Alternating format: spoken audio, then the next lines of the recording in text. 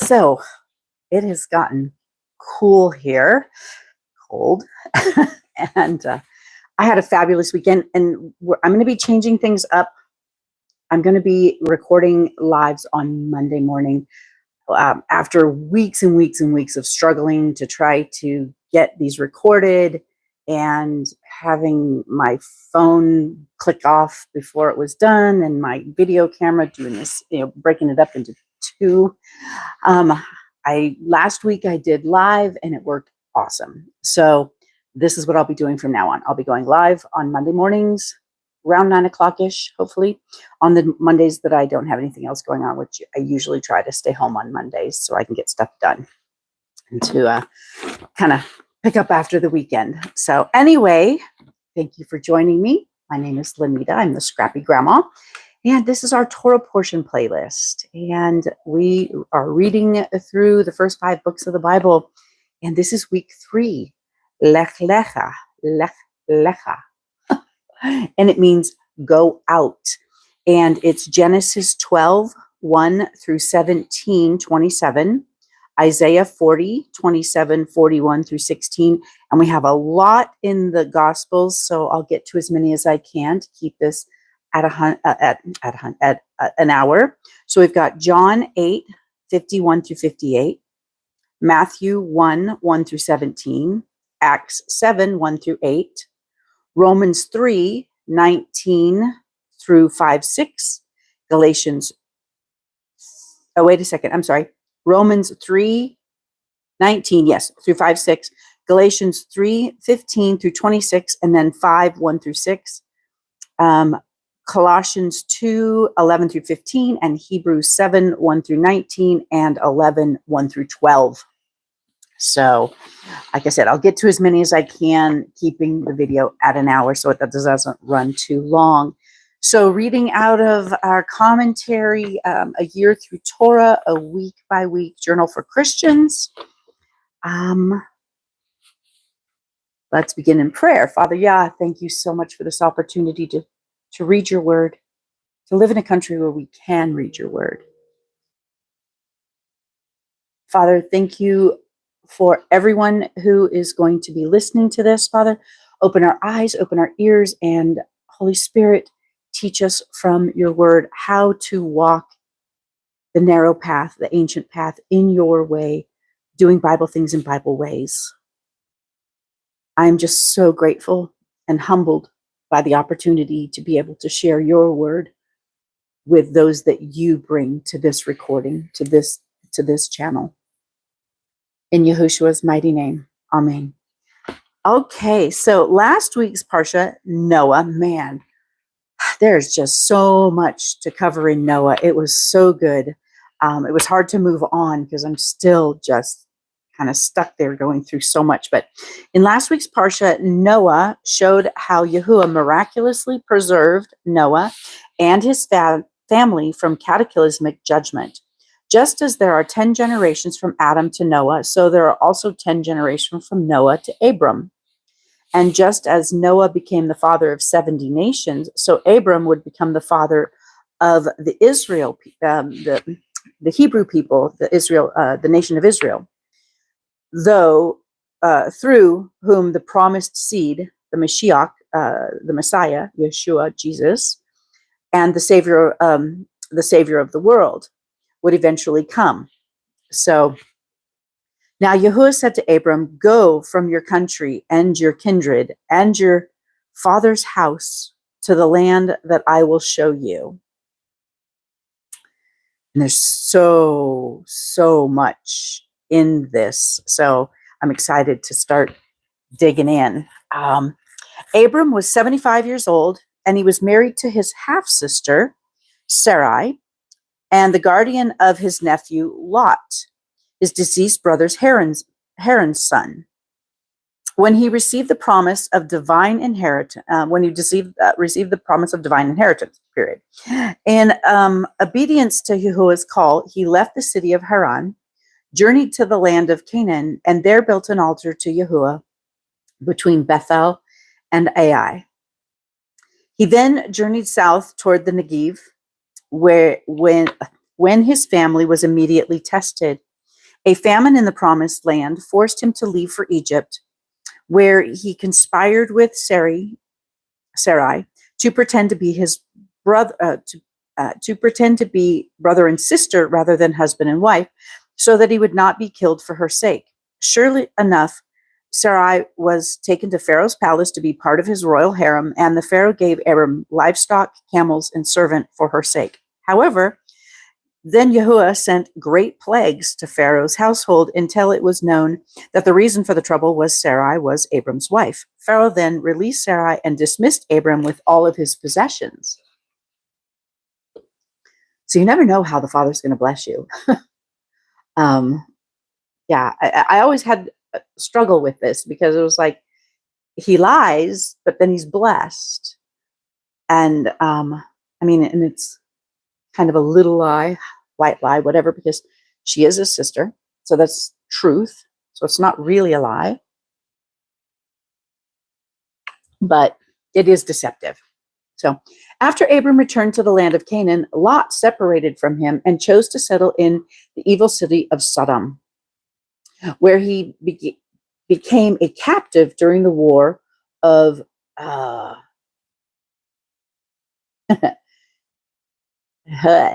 Sheldolamar, I don't know how to pronounce it, and his 3 allies against the 5 cities in the Siddim Valley near the Dead Sea. Upon learning that his nephew was prisoner, Abram set out with a small band and rescued him, defeating the 4 kings on account of divine intervention on his behalf. After his victory, Abram was met by a mysterious Melchizedek, the king of Salem and priest of the Most High Elohim, who brought him bread and wine and who blessed him as follows. I won't read it in Hebrew because I can't. Blessed be Abram by Yahuah Most High, possessor of heaven and earth, and blessed be Yahuah Most High, who has delivered your enemies into your hands. Genesis 14:19 through 20. Though Jewish tradition identified Melchizedek with Shem, the son of Noah, he is further mentioned by King David in Psalms 110:4, and is clearly a picture of the greater son of David himself, who is described as our great high priest after the order of Melchizedek. Hebrews 5:10, 6:20, 7:1 through 28. It was to Melchizedek that Abram, and by extension the Levitical system instituted by his descendant Moses, gave tithes and homage, and rightly so, since Yeshua, Jesus, is the great high priest of the better covenant based on, I don't like that word, the better covenant, the better covenant based on better promises. Okay, I get that. From Yahuah, Hebrews 8:6. Indeed, Yeshua himself, the promised seed of Abraham, who saves the world from the curse caused by Adam's transgression. It is profoundly prophetic how Abram was met by the coming one as the priest of the Most High Elohim, and how he gave him the very tokens of bread and wine, the very commemorative emblems Yeshua gave to his disciples as a witness of his death for their sins. 1 Corinthians 11:23 and 26 through 26. Abram was given a vision from the word of Yahuah, wherein he is reassured that despite his great age, he would father a child and indeed be the forefather of a great multitude of people. Look toward heaven and number the stars if you are able to number them. Then he said to them, so shall your offspring be. And he believed in Yahuah, and he counted it to him for righteousness. Yahuah then sealed his promise to Abram with the unilateral covenant between the parts, and then foretold of the 400-year exile of Israel in Egypt. Nevertheless, Yahuah swore to give to his descendants the promised land, which extended from the river of Egypt to the great river, the river Euphrates. 10 years passed, and Abram and Sarai are still childless. In a lapse of faith, Sarai urges Abram to sleep with her Egyptian maidservant Hagar in order to produce the family heir. Abram agreed. But soon afterward, Hagar became disrespectful towards her mistress and finally fled the family when Sarai began treating her harshly. However, the angel of Yahuah intervened and told her to return to Sarai. Indeed, the angel told her that she was pregnant with a son and that she would call him Ishmael, meaning Yahuah will hear, or Elohim will hear. Ishmael would become great and the forefathers of a great nation. Hagar believed the promise, returned home, and called Yahuah El Roy, meaning the Elohim who sees me. The place where Hagar encountered Yahuah was named Bir Laharoi, the well of the living one. Abraham was 86 years old when his son was born, Ishmael. Another 13 years passed. Abram was now 99 years old, and Yahuah appeared to him again to reaffirm his covenant promise to make him the father of a multitude of nations. Fascinatingly, Yod-Heh-Vav-Heh, Yahuah identified himself using the compound name El Shaddai, a term that might indicate all-sufficiency. Shad means breast, suggestive of fertility and procreative power. Yahuah symbolized his commitment by renaming Abram, exalted father, to Abraham, father of multitudes. Adding the letter He to his name, Yahuah also changed Sarai's name, princess, to Sarah, noble woman, replacing the Yod with He to form, and it has the Hebrew letters. Yahuah then restated his promise that a son would be born to them. Upon hearing this, Abraham laughed and wondered how a man who was 100 years old might father a child with a woman who was 90. But Yahuah told them that the promised child, whose name would be called Isaac, meaning he laughs, would be Abraham's rightful heir and with whom Yahuah would establish his covenant. So it shows Terah, which is Abram's father, and it was Haran, Nahor, Sarai, and Abram, and then Sarai and Abram had Isaac, and then Hagar had Ishmael, and Haran had Lot. So the parsha concludes with Yahuah commanding Abraham to circumcise himself, his offsprings throughout the generations, as a sign of the covenant made between Yahuah and Abraham's descendants. This is referred to as Brit Milah. So let's get started in Genesis, Bereshit, Lech Lecha, our third portion of the cycle. And Yahuah said to Abram, "Go yourself out of your land, from your relatives, and from your father's house to a land which I show you. And I shall make you a great nation." You know, in today's world, it's nothing for us to, my kids, my son and his wife and grandchildren, they live all the way across I'm in California. They're all the way over in, they just built the house in, that whole area is confusing to me. More Maryland. I think they built the house in Maryland. They're by Washington, D.C. And it's nothing for your kids to move out and move far away. But back in those days, they kept their communities, their families close. And so this was huge. And there's a lot that fills in the extra biblical text. I think it's in Jasher or in Jubilees about Lot's father. Lot's grandfather, Abram's father, that he was actually an idol maker. He carved idols, and he even knew that they were not really gods. So there's a big, huge backstory to all of that, which is fascinating. So if you read the extra biblical text, I would recommend reading it because it is fascinating. But what actually made Abram leave, Yahuah told him to leave. But I shall make you a great nation and bless you and make your name great, and you shall be a blessing. And I shall bless those who bless you and curse him who curses you. And in you all the clans of the earth shall be blessed. So Abram left as Yahuah had commanded him. And Lot went with him.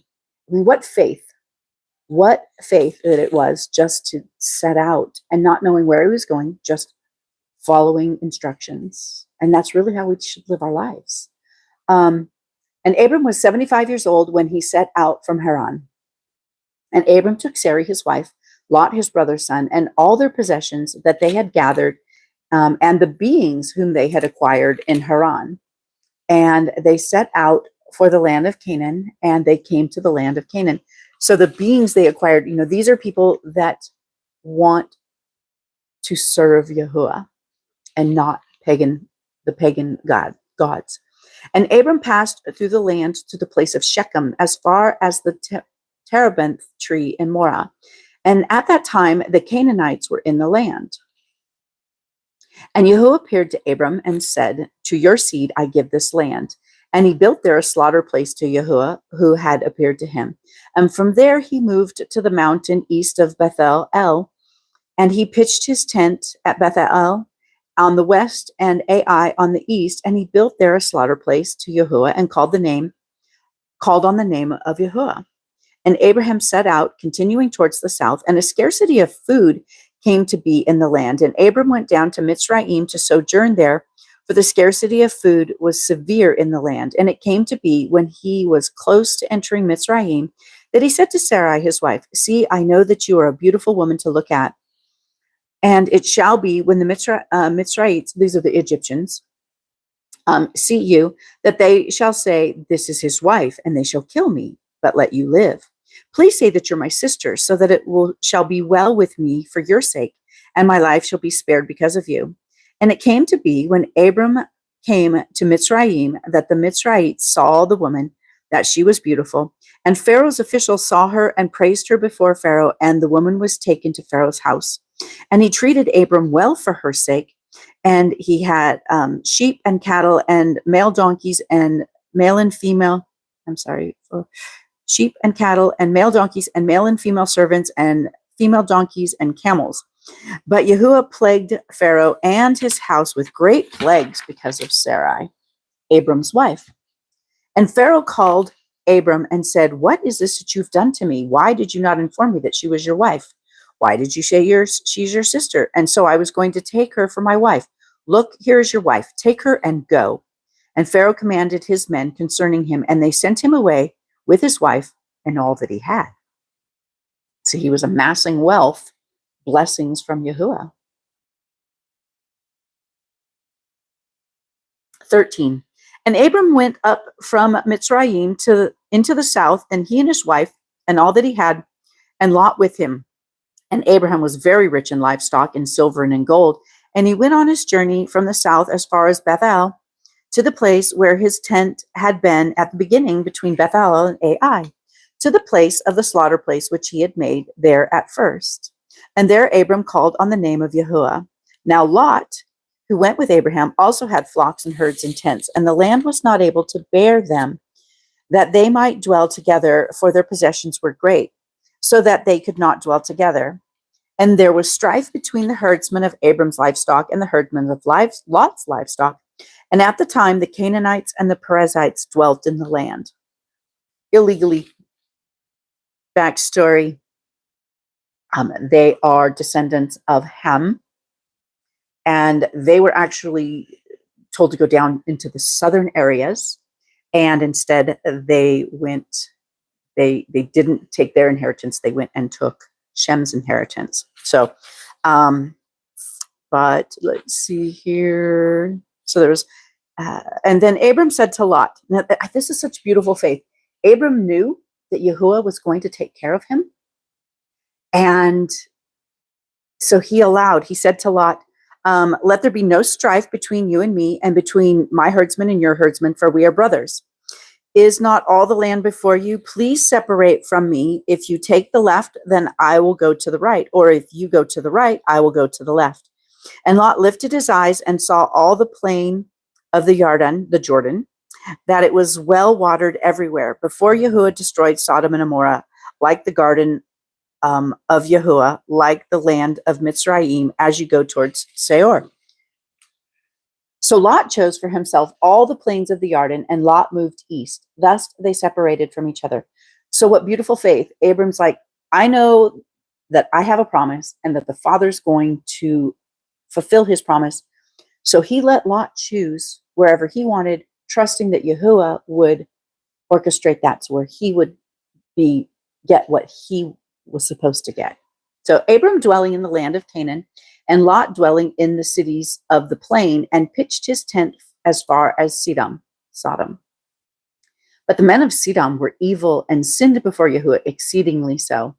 And after Lot had separated from him, Yahuah said to Abram, now lift up your eyes and look from the place where you are, northward and southward and eastward and westward, for all the land which you see I shall give to you and your seed forever. And I shall make your seed as the dust of the earth, so that if a man could count the dust of the earth, then your seed also could be counted. Arise, walk in the land, through its length and its width, for I give it to you. So Abram moved his tent and went and dwelled by the terebinth tree by Mamre, which are in Hebron, and built a slaughter place there to Yahuah. And it came to be in the days of Amphral, sovereign of Shinar, Arioch, sovereign of Elasa, and here's that name, Kedorlaomer, sovereign of Elam, something, and Tidal, sovereign of Goyim, that they fought against Bera, sovereign of Sidom, Bersha, sovereign of Amorah, Sodom and Gomorrah, Shinab, sovereign of Adama, Shamaber, sovereign of Tesboim, and the sovereign of Bela, that is Sora. Anyway, all these joined together in the valley of Siddim, that is the Salt Sea. 12 years they served Kedorlaomer. In the 13th year they rebelled, and in the 14th year Kedorlaomer and the sovereigns that were with him came and struck the Rephaim in Ashroth, Karnaim, and Zunim in Ham, and the Emites in Shawah, Kiriathaim, and the Horites in their mountains of Seir, as far as El Paran, which is by the wilderness. And they turned back and came to En Mishpat, that is Kadesh, and struck all the country of the Amalekites, and also the Amorites who dwell in Hateshimah Tamar. And the sovereign of Sidon, and the sovereign of Amorah, and the sovereign of Admah, and the sovereign of Tishboim, and the sovereign of Bela, that is Tesoar, went out and joined together in battle in the valley of Siddim against Kedorlaomer, sovereign of Elam, and Tidal, sovereign of Goyim, and Amraphel, sovereign of Shinar, and Arioch, sovereign of Eleazar, 5 sovereigns against 5. And the valley of Siddim had many tar pits. And the sovereigns of Sodom and Amorah fled and fell there, and remainder fled to the mountains. And they took all the goods of Sodom and Gomorrah, Sodom and Amorah, and all their food, and went away. And they took Lot, Abram's brother's son, who dwelt in Sodom, and his goods, and left.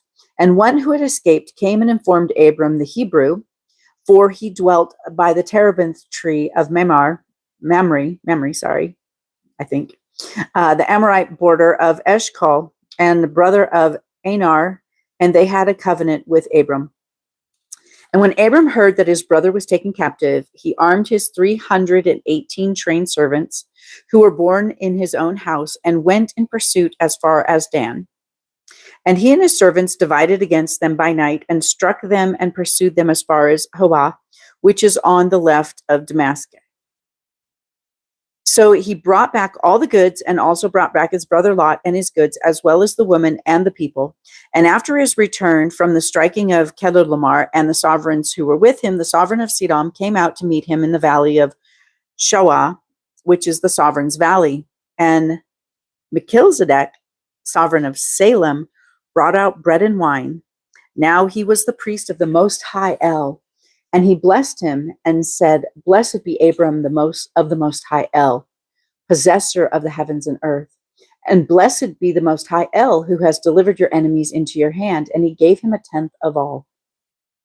And the sovereign of Sodom said to Abram, give me the people and take the goods for yourself. But Abram said to the sovereign of Sodom, I have lifted my hand to Yahuah, the Most High El, the possessor of heavens and earth, not to take a thread or a sandal strap or whatever is yours, lest you should say, I have made Abram rich, except only what the young men have eaten and the portion of the men who went with me. Ebnar, Eshcol, and Mamre, let them take their portion. 15. After these events, the word of Yahuah came to Abram in a vision, saying, Do not be afraid, Abram. I am your shield. Your reward is exceedingly great. And Abram said, Master Yahuah, what would you give me, seeing I go childless, and the heir of my house is Eleazar of Damascus? You know, he says he has servants and stuff, but I mean, here they're like family, and he takes care of them. And so, like, Eleazar, his right-hand man, is, like family to him, to where he would be his heir. And Abram said, See, you have given me no seed, and see, one born in my house is my heir. And see, the word of Yahuah came to him, saying, This one is not your heir, but he who comes from your own body is your heir.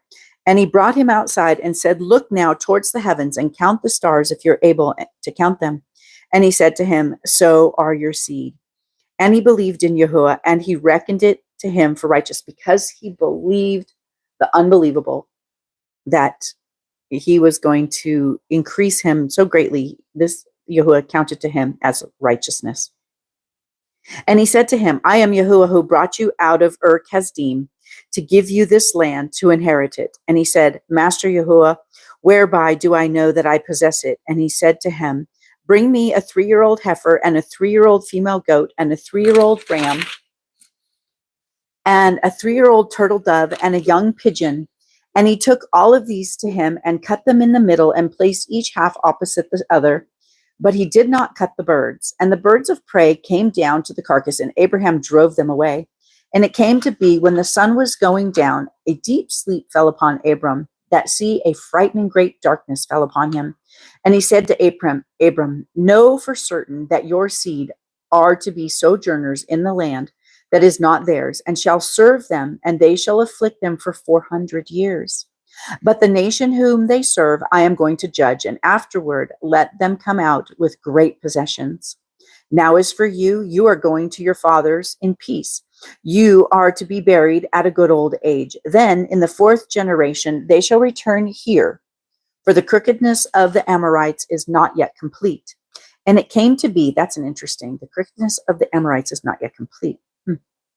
And it came to be, when the sun went down and it was dark, that a smoking oven and a burning torch passed between the pieces. On the same day Yahuah made a covenant with Abram, saying, I have given this land to your seed, from the river of Mitzrayim to the great river, the river Euphrates, from the Canaanite and the Kizite and the Kadmonite and the Hittite and the Perizzite and the Rephaim and the Amorite and the Canaanite and the Gershite and the Jebusite. 16. And Sarai, Abram's wife, had borne him no child. And she had a Mitzrite female servant, an Egyptian female servant, whose name was Hagar. And Sarai said to Abram, See, Yahuah has kept me from bearing children. Please go into my female servant. It might be that I am built up by her. Might be. And Abraham listened to the voice of his wife. Once again, the men listening to their wives. And Sarai, Abram's wife, took Hagar, her female servant, the Mitzrayite, and gave her to her husband, and Abraham to be his wife, her husband Abraham to be his wife. And Abraham had dwelt 10 years in the land of Canaan. And he went into Hagar, and she conceived. And when she saw that she had conceived, her mistress was despised in her eyes. And Sarai said to Abraham, My wrong be upon you. I gave my female servant into your bosom, and when she saw that she had conceived, I was despised in her eyes. Let Yahuah judge between you and me. And Abraham said to Sarai, See, your female servant is in your hand. Do to her what is good in your eyes. And Sarai treated her harshly, and she fled from her presence. And the messenger of Yahuah found her by a spring of the waters in the wilderness, by the spring on the way to Shur. And he said, Hagar, Sarai's female servant, where have you come from, and where are you going? And she said, I am fleeing from the presence of Sarai, my mistress. And the messenger of Yahuah said to her, Return to your mistress, and be humble, and humble yourself under her hand. And the messenger of Yahuah said to her, see, you are conceiving and bearing a son, and shall call his name Ishmael, meaning Yahuah has heard your affliction. And he said to her, he is to be a wild man, his hand against everyone and everyone's hand against him, and dwell over against all his brothers. And he shall call the name of Yahuah, and she called the name of Yahuah, who spoke to her, you are the El who sees, for she said, even here have I seen after him who sees me. This is why the well was called Be'er Lahai Roi. See, it is between Kadesh and Bered. And Hagar bore Abram a son, and Abram called the name of his son, whom Hagar bore, Ishmael. And Abram was 86 years old when Hagar bore Ishmael to Abram. 17. And it came to be when Abram was 99 years old that Yahuah appeared to Abram and said to him, I am El Shaddai. Walk before me and be perfect. And I give my covenant between me and you and shall greatly increase you. And Abram fell on his face, and Elohim spoke to him, saying, as for me, look, my covenant is with you, and you shall become a father of many nations. And no longer is your name called Abram, but your name shall be Abraham, because I shall make you a father of many nations, and I shall make you a seed exceedingly fruitful, and make nations of you, and sovereigns shall come from you. And I shall establish my covenant between me and you and your seed after you in their generations for an everlasting covenant. Everlasting covenant. I don't have my pencil. I normally circle those. To be Elohim to you and your seed after you. And I shall give to you your seed after you the land of your sojournings, all the land of Canaan as an everlasting possession. And I shall be their Elohim. And Elohim said to Abram, as for you, guard my covenant, you and your seed after you throughout your generations. This is my covenant which you guard between me and you and your seed after you. Every male among you is to be circumcised, and you shall circumcise the flesh of your foreskin, and it shall become a sign of the covenant between me and you. And a son of 8 days is circumcised by you, every male in your generation, he who is born in your house or bought with silver from any foreigner who is not of your seed. He who is born of your house and he who is bought with your silver has to be circumcised. So shall my covenant be in your flesh for an everlasting covenant, everlasting forever. And an uncircumcised male who is not circumcised in the flesh of his foreskin, life shall be cut off from his people. He has broken my covenant. And Elohim said to Abraham, as for Sarah, your wife, do not call her name Sarai, for Sarah is her name. And I shall bless her and also give you a son by her. And I shall bless her, and she shall become nations. Sovereigns of people are to be from her. And Abraham fell on his face and laughed and said in his heart, is a child born to a man who is 100 years old, or is Sarah, who is 90 years old, to bear a child? And Abraham said to Elohim, oh, let Ishmael live before you. And Elohim said, no, Sarah, your wife, is truly bearing a son to you, and you shall call his name Yitzhak, Isaac. And I shall establish my covenant with you for an everlasting covenant with his seed after him. And as for Ishmael, I have heard you. See, I shall bless him and shall make him fruitful and greatly increase him.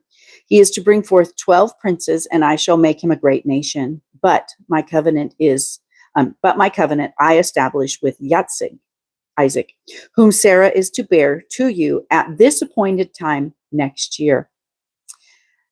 And when he ended speaking with him, Elohim went up from Abraham, and Abraham took Ishmael his son, and all those born of his house, and all those bought with his silver, every male among the men of Abram's house, and circumcised the flesh of their foreskins that same day as Elohim told him. And Abraham was 99 years old when he was circumcised in the flesh of his foreskin. And Ishmael, his son, was 13 years old when he was circumcised in the flesh of his foreskin.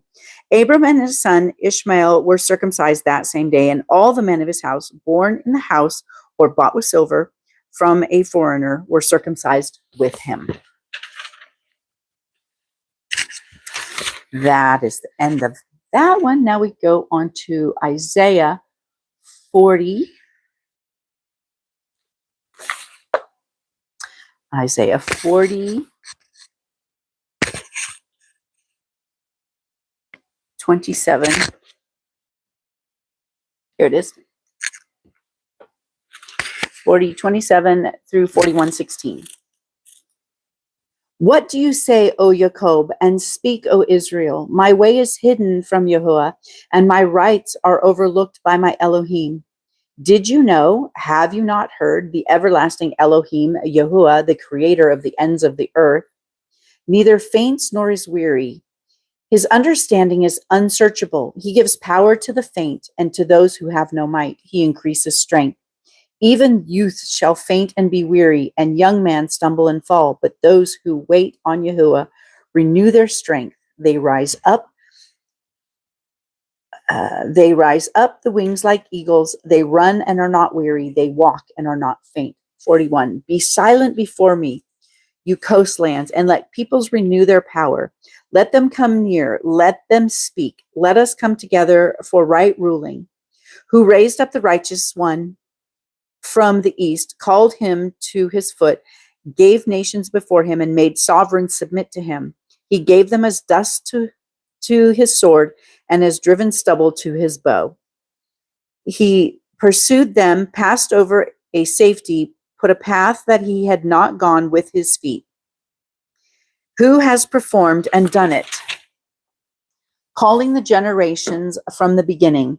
I, Yahuah, am the first, and with the last I am he. Coastlands see it and fear. The ends of the earth are afraid. They draw near and come. Everyone helps his neighbor and says to his brother, be strong. And the craftsman strengthens the goldsmith. He who smooths with the hammer inspires him who strikes the anvil, saying of the joining, it is good. And he strengthens it with nails, so it does not totter. But you, Israel, are my servant, Jacob, I have chosen, the descendants of Abraham who loved me, who I have strengthened from the ends of the earth and called from its farthest parts, and said to you, you are my servant, I have chosen you, and have not rejected you. Do not fear, for I am with you. Do not look around, for I am your Elohim. I shall fortify you. I shall also help you. I shall also uphold you with the right hand of my righteousness. See, all those who raged against you are ashamed and blush. They are as non-existent, and the men who strive with you perish. You seek them, but do not find them, those who struggle with you, those who fight you and are non-existent as naught. For I, Yahuah, your Elohim, and strengthening your right hand, for I, Yahuah, your Elohim, am strengthening your right hand, saying to you, do not fear, I shall help you. Do not fear, you worm Jacob, you men of Israel, I shall help you, declares Yahuah, and your Redeemer, the set-apart one of Israel. See, I shall make you into a new threshing sledge with sharp teeth. Let you thresh mountains and beat them small, and make hills like chaff. You winnow them, the winds lift them up, and the whirlwind scatters them. But you rejoice in Yahuah and boast in the set-apart one of Israel. All right, and then John 51 through 58. John 8, 51 through 58. There we go. And I do not seek my own esteem. Wait a second, I'm sorry. Yes, 51 here. Truly, truly, I say to you, if anyone guards my word, he shall never see death at all. The Yahudim, the Jews, said to him, now we know that you have a demon. Abraham died and the prophets, and you say, if anyone guards my word, he shall never taste of death. Are you greater than our father Abraham, who died, and the prophets died? Whom do you make yourself? Yeshua, Jesus answered, if I esteem myself, my esteem is none at all. It is my Father who esteems me, of whom you say that he is your Elohim. And you have not known him, but I know him. And if I say I do not know him, I shall be like you, a liar. But I do know him, and I guard his word. I always love it when they put guard his word. It's much more than just keeping it and doing it. It's you need to guard and protect it as well. Your father Abraham was glad that he should see my day, and he saw it and did rejoice. The Yahudim, the Jews, therefore said to him, you are not yet 50 years old, and have you seen Abraham? Yeshua said to them, truly, truly, I say to you, before Abraham came to be, I am. Matthew. Let's see, I put bookmarks. Where are they? Matthew 1 through 17. The book of the genealogy of Yeshua, Messiah, son of David, son of Abraham. Abraham brought forth Isaac, and Yitzhak brought forth Jacob, and Jacob brought forth Yehudah, Judah, and his brothers. And Yehudah brought forth Peretz and Zerah by Tamar, who was not a Hebrew or from the tribe of Israel. And Peretz brought forth Hetzron, or was she? I'm sorry, she was. I was thinking of someone else. Tamar with Yehudah. That was her daughter-in-law. That's his daughter-in-law. That's right. And Peretz brought forth Hetzron, and Hetzron brought forth Ram, and Ram brought forth Aminadab, and Aminadab brought forth Nahshon, and Nahshon brought forth Salmon, and Salmon brought forth Boaz by Rahab. She was a Moabite. And Boaz brought forth Ruth, not Rahab. Ruth brought forth Obed. Boaz brought forth Ruth by Boaz brought forth Obed by Ruth, and Obed brought forth Yishai. And Yishai brought forth David, the sovereign. And David, the sovereign, brought forth Shalom, which is Solomon, by Uriah's wife. And Shalom brought forth Rehoboam, and Rehoboam brought forth Abiah, and Abiah brought forth Asa, and Asa brought forth Jehoshaphat, and Jehoshaphat brought forth Joram, and Joram brought forth Uzziah, and Uzziah brought forth Jotham, and Jotham brought forth Ahaz, and Ahaz brought forth Hezekiah, and Hezekiah brought forth Manasseh, and Manasseh brought forth Ammon, and Ammon brought forth Yoshiahu, and Yoshiahu brought forth Yechaniah, and his brother at the time, and his brothers at the time of the exile to Babel, when they were in the Babylonian exile. And after the exile of Babel, Yechaniah brought forth brought forth Zerubbabel, and Zerubbabel brought forth Abihud, and Abihud brought forth Abner, and Abner brought forth Eliakim, and Eliakim brought forth Azor, and Azor brought forth Tesdoc, and Tesdoc brought forth Akim, and Akim brought forth Elihud, and Elihud brought forth Eleazar, and Eleazar brought forth Matam, and Matam brought forth Jacob, and Jacob brought forth Joseph, the husband of Mary, Joseph, the husband of Mary, of whom was born Yeshua, who is called Messiah, Jesus, the Messiah. So all the generations from Abraham to David, were 14 generations. And from David until the exile of Babel were 14 generations. And from the exile of Babel until Manasseh were 14 generations. And that is okay. And now we go to Acts 7. Acts 7. Oh, I put tabs to, there we go. That made it a lot easier. Okay, Acts 7, 1 through 8. And the high priest said, "Is this so?" And he replied, "Men, brothers, and fathers, listen. The Elohim of esteem appeared to our father Abraham when he was in Aram Naharaim, before he dwelt in Haran, and said to him, come out of your land and from your relatives, and come here into a land that I will show you. Then he came out of the land of the Kasdim and dwelt in Haran. From there, after the death of his father, he removed him to the land of which you now dwell. And he gave to him no inheritance in it, not a foot of it, but he promised to give it to him for a possession and his seed after him, when as yet he had no child. And Elohim spoke in this way, that his seed would be sojourning in a foreign land, and that they would be enslaved and mistreated 400 years. That's when they're in Egypt. And the nation to whom he shall be enslaved, I shall judge, said Elohim. And after that, they shall come out and serve me in this place. And he gave him the covenant of circumcision. And so he brought forth Yatsig and circumcised him on the 8th day. And Yatsig brought forth Jacob and Jacob. And Jacob brought forth the 12 ancestors, which made the 12 tribes of Israel. This is awesome. I'm having plenty of time to read many of these. Romans 3. Awesome. Romans 3:19. I was going to do this on Friday, so I set all these out, and it just didn't work out.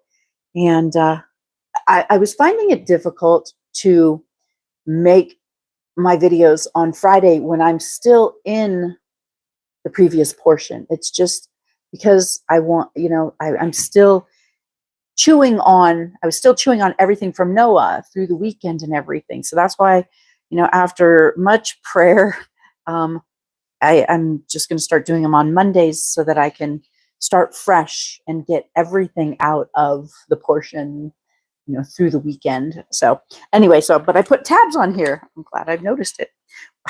It makes things much more helpful. So Romans 3:19 through 5:6. So 3:19. And we know that whatever the Torah says, it says to those who are in the Torah, so that every mouth might be stopped and all the world come under judgment before Elohim. Therefore, by works of Torah, no flesh shall be declared right before Yahuah. But by the Torah is the knowledge of sin. Without the rules, we don't know what's right or wrong. If there's no rules. So with Adam and Eve, they were given free choice in the garden, but had they not been given a rule, do not eat of the tree of knowledge of good and evil, they would have been able to do whatever they want. There was no rules, so then there's really no choice, no freedom of choice. There has to be rules to have freedom of choice. And so the Torah, the instructions, the rules, they teach us what goes against Yahuah, what he hates, what he doesn't want us to do, and what he does want us to do to walk in covenant and be in favor with him. So we know, that no flesh shall be declared right before him, but the Torah is the knowledge of sin. But now, apart from the Torah, a righteousness of Elohim has been revealed, being witnessed by the Torah and the prophets. And the righteousness of Elohim through belief in Yeshua, Jesus the Messiah, to all and on all who believe, for there is no difference. For all have sinned and fall short of the esteem of Elohim, being declared right without paying by his favor through the redemption which is in Messiah Yeshua, Jesus, whom Elohim set forth as an atonement through belief in his blood to demonstrate his righteousness, because in his tolerance, Elohim had passed over the sins that had taken place before, to demonstrate at the present time his righteousness, that he is righteous and declares righteous the one who has belief in Yeshua. So back in the Torah, and we're going to come into it where we're going to learn about all of the atonements, the sacrifices made to cover over the sin. They never took away the sin. They just covered over for a year or for a time. They covered them. The blood covered made atonement, but it had to be repeated continuously until Yeshua came. When people say that Yeshua did away with the law, Not all of the laws. Jesus did away with the sacrificial laws of using the sacrificial animals to cover over the sins, because he did it once and for all. But Yeshua, he also kept all of the laws, all of the other laws, all of the laws. Actually, until his death, he brought sacrifices to the temple. So he kept all of the Torah laws. And then his death did away with the sacrificial atoning laws of, killing animals for their blood to cover over, because he took away the sin. Okay, so he declared right without paying by his favor through the redemption which is in Messiah Yeshua, whom Elohim set forth as an atonement through belief in his blood to demonstrate his righteousness, because in his tolerance Elohim had passed over the sin that had taken place before, to demonstrate at the present time his righteousness, that he is righteous, and declares righteous the one who has belief in Yeshua, Jesus. Where then is the boasting? It is shut out. By what Torah? By what instruction? Of works? No, but by the Torah of belief. For we reckon that a man is declared right by belief without the works of the Torah. We're saved by grace without works. Our salvation comes by the atoning blood of Yeshua, Jesus. Or is he the Elohim of the Yahudim, of the Jews only, and not also the nations? Yes, of the nations also, of the Gentiles.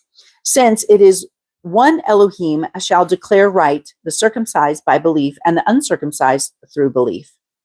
Do we then nullify the Torah through the belief? Let it not be. On the contrary, we establish the Torah. Yeshua came and taught us how to follow Torah, how to walk in his ways. What then shall we say, Abraham our father to have found according to the flesh? For if Abraham was declared right by works, he has grounded for boasting, but not before Elohim. For what does the scripture say? Abraham believed Elohim, and it was reckoned to him for righteousness. And to him who is working, the reward is not reckoned as a favor, but as a debt. And to him who is not working, but believes on him who is declaring right the wicked, his belief is reckoned for righteousness. Even as David also says of the blessedness of a man to whom Elohim reckons righteous without works.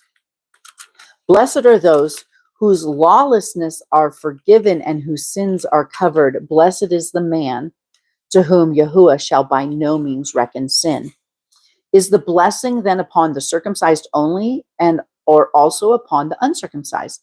For we affirm, a belief was reckoned unto Abraham for righteousness. How then is it reckoned? Being in circumcision or in uncircumcision, not in circumcision, but in uncircumcision. And he received the sign of circumcision, a seal of the righteousness of the belief while in uncircumcision. For him to be a father of all those believing through uncircumcision, for righteousness to be reckoned to them also.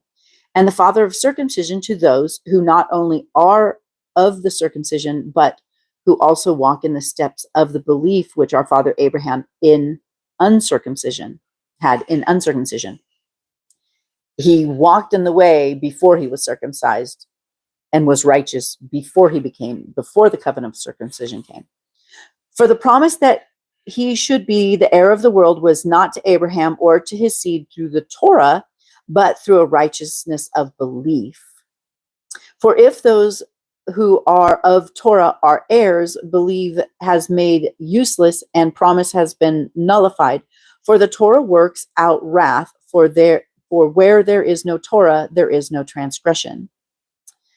So like I said, when Adam and Eve, before he told them they can't, before he told Adam he can't eat from the tree of good, there was no rule, so there was no way to break the rule. And then when he put forth his rules, his instructions, then that's sin. Sin is those who practice Torahlessness, lawlessness. For it is those who are of the Torah are heirs of belief and made themselves useless. For the Torah works out wrath, where there is no Torah, there is no transgression. On account of this, it is of belief that is be according to favor, for the promise to be made certain to all the seed, not only to those who are of the Torah, but also to those who are of the belief of Abraham, who is the father of us all. As it has been written, I have made you a father of many nations, in the presence of him whom he believed, even Elohim, who gives life to the dead and calls that which does not exist into existing, who against all expectation did believe in expectation, so that he should become the father of many nations. According, wait a second, where am I supposed to go to here? Romans, so 5:6. Okay, great. According to what was said, so shall your seed be. And not having grown weak in belief, he did not consider his own body already dead, being about 100 years old, and the deadness of Sarah's womb. He did not hesitate about the promise of Elohim through unbelief, but was strengthened in believing, giving esteem to Elohim, and being completely persuaded that he had promised he was able to do. Therefore, also, it was reckoned to him for righteousness. And not because of him alone was it written that it was reckoned to him, but also because of us, to whom it shall be reckoned, to us who believe in him, who raised up Yeshua, Jesus our Master, from the dead. He was delivered up because of our trespasses, and was raised for us to be declared right. 5. Therefore, having been declared right by belief, we have peace with Elohim through our Master Yeshua Messiah, Jesus the Messiah, through whom also we have access by belief into this favor in which we stand, and we exalt in the exemption of the esteemed Elohim. And not only this, but we also exalt in pressures, knowing that pressure works endurance, and endurance approvedness, and approvedness expectation, and expectation does not disappoint, because the love of Elohim has been poured out in our hearts by the set apart Spirit which was given to us. For when we were still weak, Messiah in due time died for the wicked. So there's a few more, but I'm going to go ahead and start here because we're almost at the hour. So I just want to pray one more time, send you off with a blessing. Father, bless everyone who hears this, who listens to this recording. Father, bless their life, open their eyes, their ears, and Holy Spirit, cause all of us to feast on your word, to follow. Give us a passion and a hunger and a thirst to know you through feasting on your word each and every day. Help us to dig in and dive in and learn of you and your ways and what pleases you and what angers you, so that we can walk and glorify you in all that we do. In Yeshua's glorious name, amen. Be blessed. Have a fabulous week. Shalom. We'll see you next Monday. Bye. Yah willing. Yah willing, we will see you next Monday. Bye-bye.